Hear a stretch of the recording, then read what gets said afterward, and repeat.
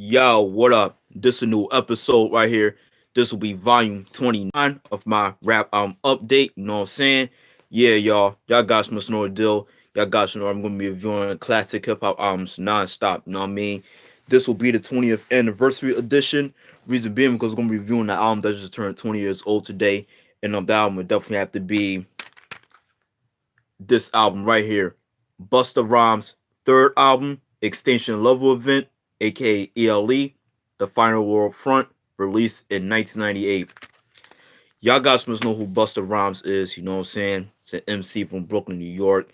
You know, hanged out in Uniondale, New York, like in Long Island and shit like that. Um, with the Flipmo Squad, the conglomerate. But before all that, he got to start with the leaders of the new school. Busta Rhymes himself, Charlie Brown, Danko D, Milo and shit like that. They only came out with two albums: A Future Out of Past, released in 1991, and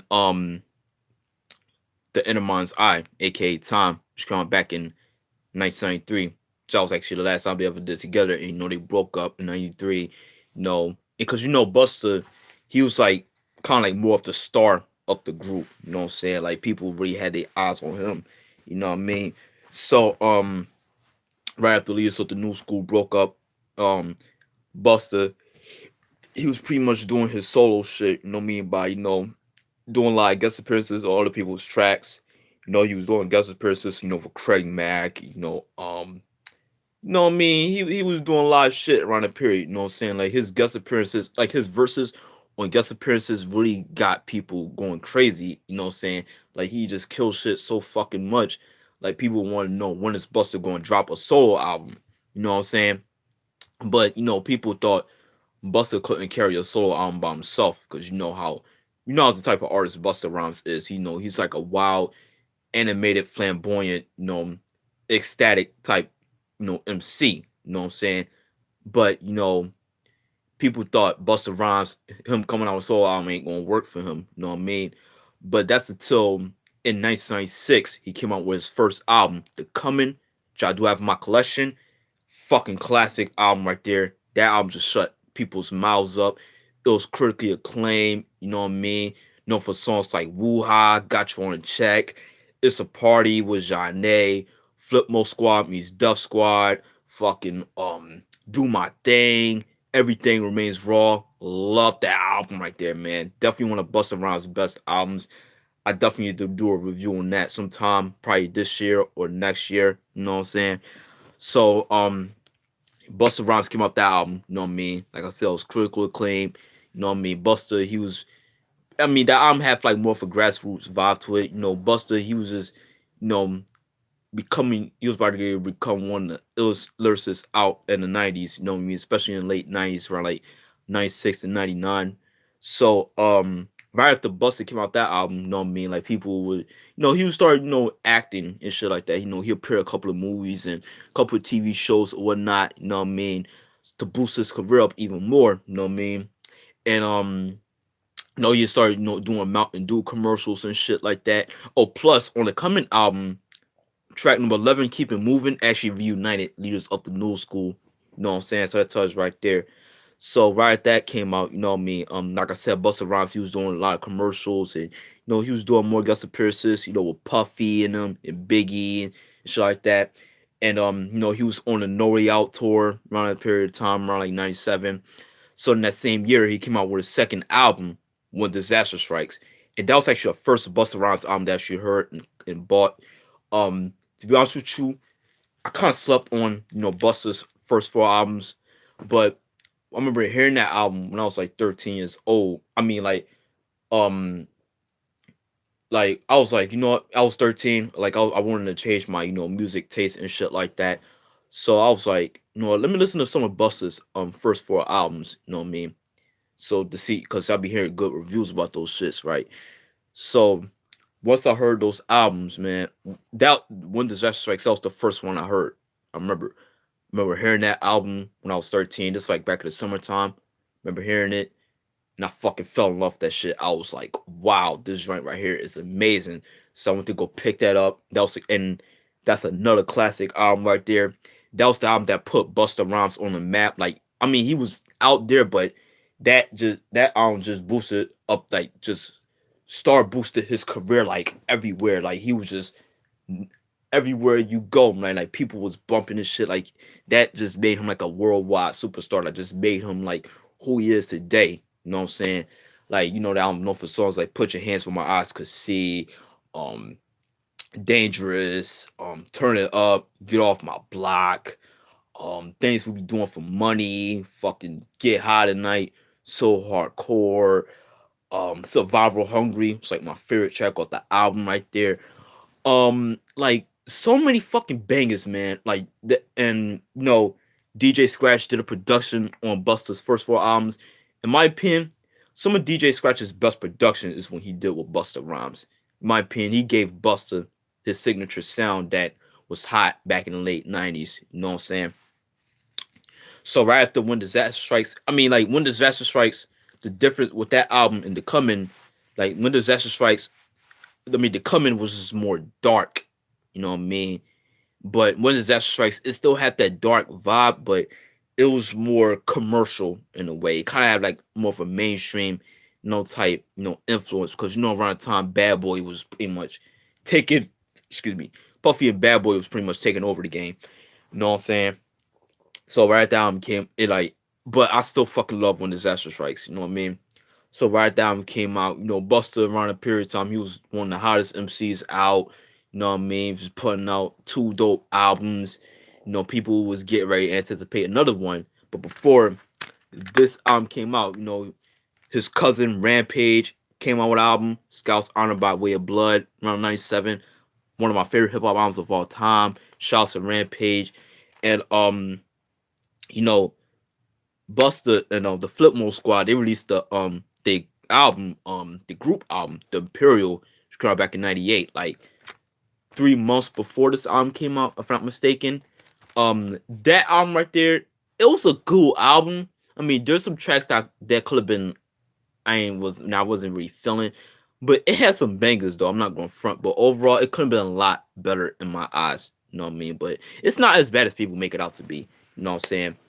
But right after that album came out, you know what I mean? Busta released this joint, Extinction Level Event. This is a continuation of the first two. If you listen to Busta Rhymes' first four albums, he kind of like, did that whole apocalyptic end of the world type themes on his first four albums, from The Coming to Anarchy, which I do need to get my hands on. You know what I'm saying? And this album was actually like the album with the concept was kind of like inspired by the two biggest movies of 1998, Deep Impact and Armageddon. You know what I mean? Them shits was fucking everywhere. So you could tell. Alright.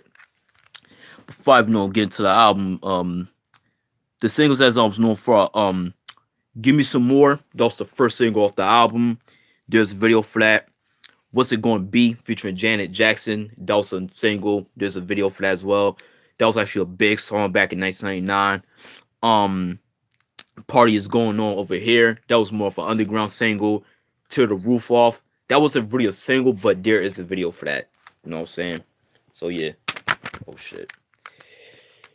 Okay, this album cover looks like very dope album cover. It's like the fucking very crazy ass album cover. It's like a fucking bomb just exploding in fucking New York City and shit. Crazy, man. Like, this around the time when people was talking about that fucking Y2K shit. You know what I mean? Back. Actual CD. Back.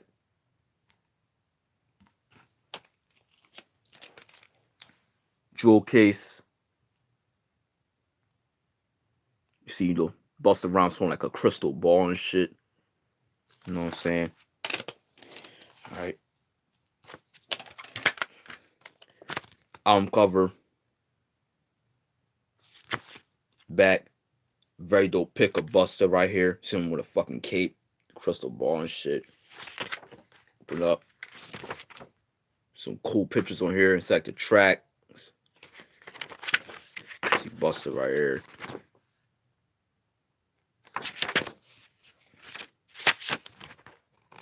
It's right here. More tracks and shit.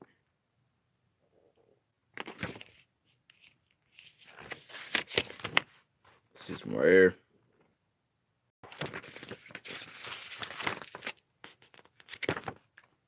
See the first two Busta Rhymes albums and the Flip Mode Squad album. Come in when disaster strikes. The Imperial. You know what I mean? Here.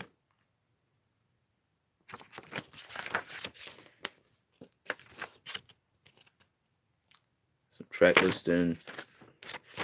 Got the track listing, production credits, shout outs, thank yous and shit. You know what I mean? I love it when certain hip hop artists do this shit back then. That's what's missing today. You know what I mean? Alright. Okay. Now.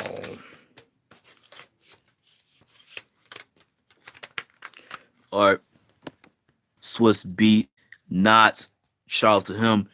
D Dot, the Mad Rapper, Rashad Smith, House G from the UMCs, Daryl, Delight Allenby, and DJ Mr. Stanicky. Alright. Those are producers on the album. Guest appearances on the Flip Mode Squad, Mystical, Janet Jackson, and Osborne from Black Sabbath. Okay. Track number 1, intro. There's only 1 year left. That's a very dope intro right there. You know what I mean? Like, great way to start the album. Hear like some girl talking to her daddy about what would the year be like in the year 2000 and shit like that. And her dad just tell like a very creepy, dope story about how the world is going to end and shit like that. Like you hear bombs and gunshots, people screaming and shit. Hear the man's fucking voice go deep and shit. Like that's one of the best intros of all time, especially in hip hop. Like in my opinion, like I said before, Busta Rhymes and Redman, them two and De La Soul, they have one of the best intro and Jay-Z. I gotta put Jay-Z on there. They have the best intros in hip hop history. I don't give a fuck nobody says, man. They know how to start an album very well.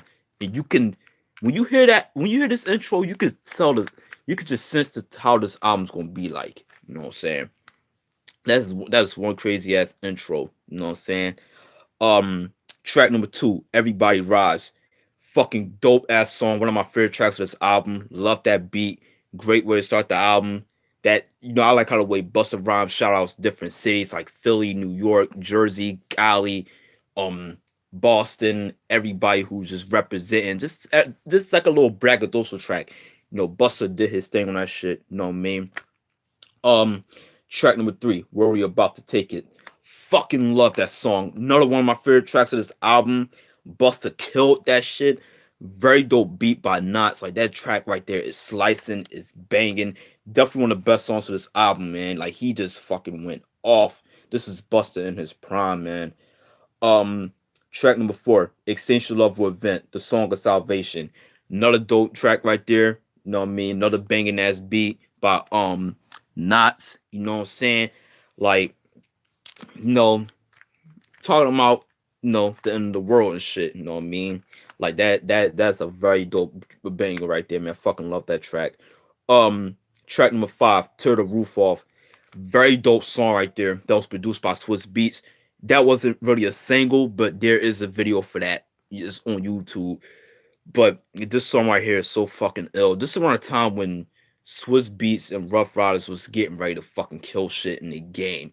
You know what I mean? Like Swiss Beats from 1998 to 2002, in my opinion, is when Swiss Beats was in his prime. That's just me. I mean, I like Swiss Beats, but I just don't like his music now. Yo, what's up, Go Rag? How you doing, my brother? I just don't like, it's because that Swiss Beats, he kind of fell off. Yeah, I agree. Busta's first 4 albums, including the Big Bang, classics, man. Um, yeah, To the Roof Off. That's kind of more of a party track. Like get you hype in a club. Like this track is so 1998 right here. You know what I'm saying? Track number 6, Against All Odds, featuring Flip Mode Squad. Very dope posse cut. They all did a thing on that shit. That was produced by my nigga Jamal from Illegal, Philly representative. Shout out to him. Molly G. Like that joint right there is banging. You know what I mean? Like they all fucking murdered that shit, yo. Track number 7, Just Give It to Me Raw. Another dope track right there. Another track produced by Swiss Beats, kind of more of like a Chinese influence. You know what I'm saying? Like Busta, he definitely ripped shit on this track right there. Just like more of a braggadocio track right there. You know what I'm saying? Track number 8, Do It to Death. That was produced by Rottweiler. That was a cool song. You know what I mean? Track number 9, Keeping It Tight. That's like more of a braggadocio track. It was another tight track, you know what I mean? None to it. Track number 10, Give Me Some More. That was the first single off the album. There's a video for that. One of my favorite Busta Rhymes songs of all time. Remember watching that video when I was a little kid. Definitely loved the video. See Busta Rhymes dressed him as a cowboy and a boxer with these big ass eyes and shit. And like I just like how the way the little lady was like how I like how the way the video started when the fucking little kid he was playing with his ball and he bumped his head, I think, into a tree. And his lady asked him if he was okay. He was rubbing his head, and his eyes were starting getting crazy. And he just started turning to a fucking monster and just start chasing that bitch. I'm like, oh my fucking god, that was so funny. Like Busta Rhymes, he had the best music videos in the '90s. I don't care, man. That was so that's like my favorite Busta Rhymes track of all time. Like definitely love that, that fast paced bumping beat by DJ Scratch. Busta Rhymes with his tongue twisting vibe. Love that shit right there. You know what I mean? That's a classic. Um, Love the whole violin sample and shit. You know what I mean?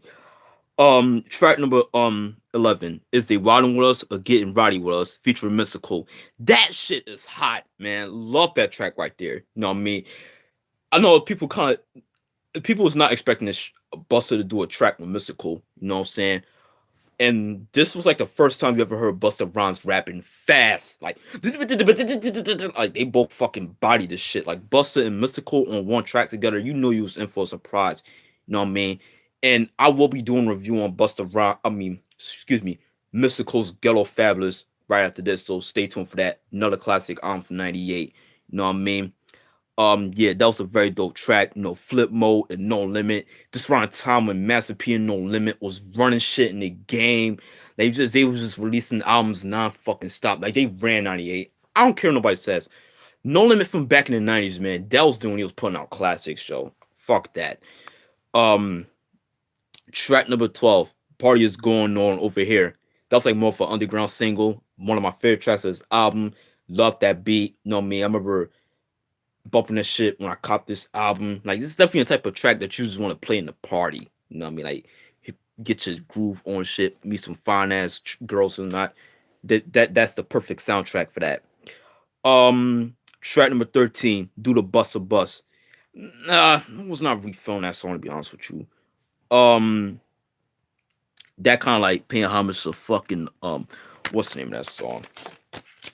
All right, go on my The Bubble Bunch by Jimmy Spicer, something like that. Well, I wasn't really feeling that, to be honest with you. And it was produced by DJ Scratch. That wasn't couldn't done about that. Um Track number 14, Take It Off. That kind of have like more of a reggae vibe to it, because you gotta understand Busta Rhymes, he's Jamaican. That was an alright song. Track number 15, What's It Gonna Be, featuring Janet Jackson. That was a single. There's a video for that. I fucking hate that song. I'm sorry. As much as I love Busta Rhymes, but I was not a big fan of that song. The video was fucking cringe. I did not like that shit at all, man. I mean, it was overplayed. Like it was a very big song back in '99. You gotta admit that, but I don't know, man. It wasn't for me. And I like Janet Jackson, but this song, right? Nah, it wasn't for me, man. No, I cut. Track number 16, Hot Shit Making You Bounce. Love that track right there. That was produced by D Dot, the Mad Rapper. You know what I mean? Love that guitar shit. Like, meow, meow, meow, meow, meow, meow, meow, meow. Yo, that joint right here is fire, yo. Busta killed that joint right there. Track number 17, What the Fuck You Want. That was produced by Diamond D of DITC. Oh my god. One of my favorite songs of this album. Loved, oh my god, like, oh my fucking god. What was that sample? Hold on a second. I just fucking love the that the Apache sample that Diamond D flipped. Yo, Busta Rhymes bodied that shit, yo. Shout out to Diamond D for that crazy ass beat, yo. That shit was hot, yo. That's one of the best songs of this album in my eyes. Um, Track number 18, This Means War, featuring Ozzy Osbourne from Black Sabbath. That was a very dope track right there. You know what I mean? Like, hearing Busta on the rock track, you know what I'm saying? Them and Ozzy Osbourne collaborating was so unbelievable. When I remember hearing this song, like, it just really gets you going crazy. You know what I mean? Like, this just has that 98.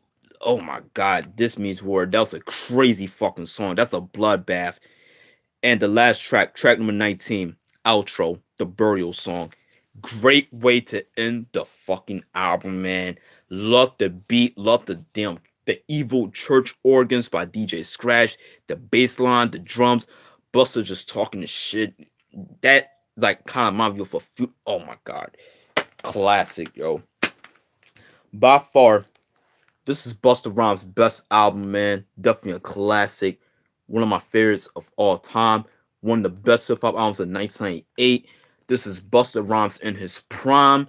This is when Busta was fucking killing shit. You know what I mean? Like, man, like, wow. Like, what more can I say about this shit, man? Like, this definitely has that. Like I said, if you love the previous two albums, including Anarchy, then you will love this album. It's kind of hard to say which Busta Rhymes album is my favorite. I don't know, man. Like the first four, man. It's something about those albums that just hits a special place in my heart. Like this, those first four got me through high school and shit like that. I mean, like I really enjoyed this album a lot. Definitely one of his, definitely a masterpiece. I don't care what nobody says. I fucking adore this album. It's a hip hop classic. You know what I mean? Like definitely amazing. You know what I mean? Like if you want an album that will get you hyped up and rowdy and shit like that.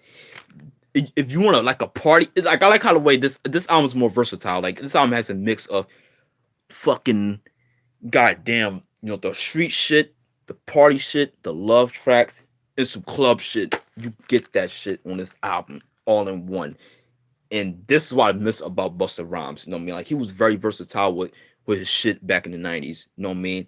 Busta Rhymes from 1996 to 2000, in my opinion, is his best years. The Big Bang, love that album, man. Um, I'm I'm waiting for that Busta album. We're gonna see how that turns out to be because everybody's saying it's a great album. I'm kind of scared because you know how Busta is. Like ever after the Big Bang, when he put out that fucking Back on My Bullshit album, no, I'm sorry, man. And he started doing shit with Chris Brown and Lil Wayne, Nicki Minaj. I'm like, come the fuck on, man. Like this is not you, man. I don't want Busta to do this. If Busta Rhymes' new album come out, I do not want to hear no fucking trap shit. Okay, yeah, I heard, man. But as I was saying, I do not want Buster to do no trap shit on his album, man. It's so far enough. Like you see what Eminem did with Revival and Kamikaze. I fucking hate those albums, man. Like straight up, like Eminem talking about, oh, Eminem's making fun of trap music. How the fuck is he making fun of trap music? And his previous album, Revival, was full of trap shit. You know what I'm saying? Like, I don't get it. Like I don't want none of my veterans, my favorite MCs doing trap music. You know what I mean? Especially Buster. So we'll see how this album going to turn out to be. Whenever it comes out, I'm gonna check it out. If it's good or not, you see. But like I said, Busta Rhymes from 1996, yeah, his solo years from 96 2000. No, yeah, you know what I mean.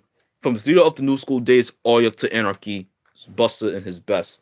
That's when he was in his bag, yo. So yeah, if you're a fan of Busta Rhymes, fan of Flipmode Squad, late 90s hip hop, this album for you. So this is Busta Rhymes, ELE, Extinction Level Event, The Final World Front, released in 1998. Must cop, definitely a classic. That was it for volume 29 of my rap album update. Stay tuned for another one. Hope y'all enjoy it. Salute.